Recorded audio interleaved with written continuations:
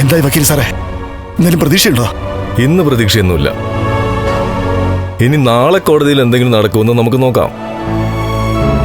ഈ കേസേ കുറച്ച് കടുപ്പം പിടിച്ച കേസാ. വക്കീൽ സാറേ, പൈസ കൂടുതൽ തരാം, എങ്ങനെങ്കിലും ജാമ്യം എടുത്തു തരണം. പൈസ കൊണ്ട് മാത്രം ഒന്നും നടക്കില്ലടോ. നിങ്ങൾ ചെയ്തതൊക്കെ അതുപോലുള്ള കാര്യങ്ങളാ. രണ്ടാൾ സംസാരിക്കേ, ഞാൻ പുറത്തേക്കാം.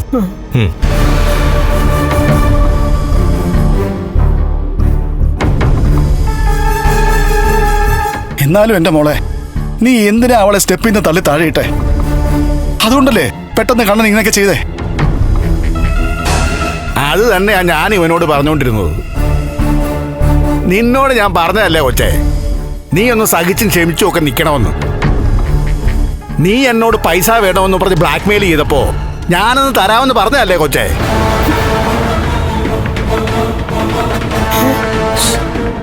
ഇനിയിപ്പം അതേപ്പറ്റിയൊന്നും പറഞ്ഞിട്ട് കാര്യമില്ല.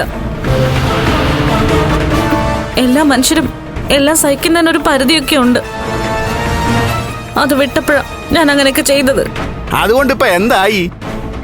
ഇനി ഇവനെ എനിക്ക് കേസ് പറഞ്ഞ് മടുക്കാം. പ്രതാപ, വക്കീല് പറയുന്നതേ ആ സംഭവത്തിന് തെളിവൊന്നുമില്ലെന്നാ. ആ സംഭവത്തിന് തെളിവാ അമ്മേ ഇപ്പൊ ഹോസ്പിറ്റലിൽ കിടക്കുന്നവള്. അവളെല്ലാം കണ്ടതല്ലേ. എന്നിട്ട് അന്ന് അവിടെ കിടന്ന് നിലവിളിച്ചതല്ലേ. അതിന് അവക്കിപ്പം കോടതിയിൽ വരാൻ പറ്റില്ലല്ലോ മൊഴി കൊടുക്കാനായിട്ട്. എന്തിനാ കോടതി വരുന്നത് അമ്മേ? പോലീസുകാർ പോയി അവളുടെ മൊഴി ഇപ്പൊ എടുത്തു കാണും. അത് കോടതി പറഞ്ഞാൽ മതി അവരുടെ വക്കീല്. മിക്കവാറും കണ്ണനും ആ ആനന്ദമായിരിക്കും വക്കീലന്മാരായിട്ട് വരുന്നത്. അതാണ് കൊച്ചെ പേടിക്കേണ്ടത്. നല്ല കാഞ്ഞ ബുദ്ധിയുള്ള കൂട്ടത്തിലാ രണ്ടുപേരും, പ്രത്യേകിച്ച് കണ്ണൻ. അവർക്കാണെങ്കിൽ കേസ് വാദിക്കാൻ ഒരു വക്കീലിന്റെ സഹായം പോലും ആവശ്യമില്ല. പക്ഷേ നമ്മുടെ കാര്യം അങ്ങനെ അല്ല മോളെ. ഈ കേസ് ഇനി ഏത് കാലത്ത് തീരുമെന്നറിയില്ല.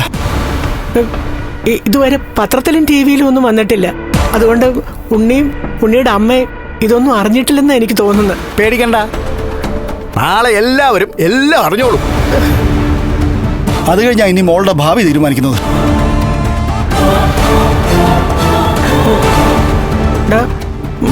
മോനെ, ഞാൻ വേറൊരു കാര്യം കൂടി പറയാനായിട്ടാ വന്നത്.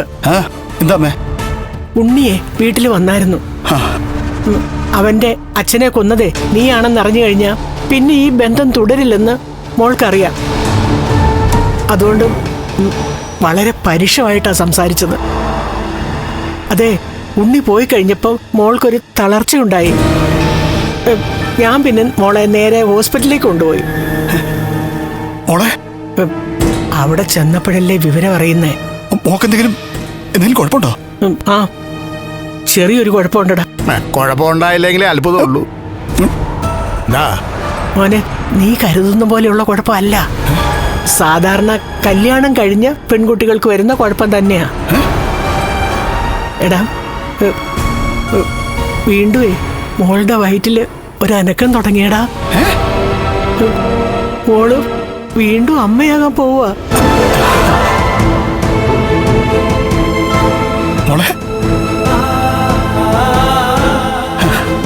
മഹാലക്ഷ്മി നോക്കുന്ന ഡോക്ടർ തന്നെയാ ഞങ്ങൾ കണ്ടത്. അവിടെ മോഹിനി ഉണ്ടായിരുന്നടാ, പിന്നെ മഞ്ജു. അവരോടൊക്കെ വിവരം പറഞ്ഞു. ആ മഞ്ജുട്ടല്ലോ മോളെ തല്ലില്ലെന്നേ ഉള്ളൂ. അത് കഴിഞ്ഞ് പുറത്തോട്ടിറങ്ങി പാവം വന്നടാ കണ്ണൻ. അവന്റെ കാല് പിടിച്ചൂടായിരുന്നോ? കാല് പിടിച്ച് കരഞ്ഞൂടായിരുന്നോ?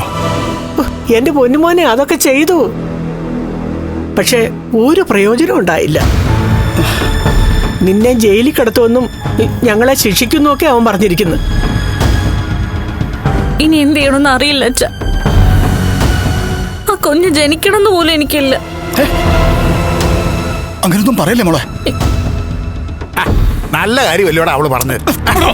എവർക്കൊക്കെ എന്തിനാ നീ മിണ്ടി പോകരുത്.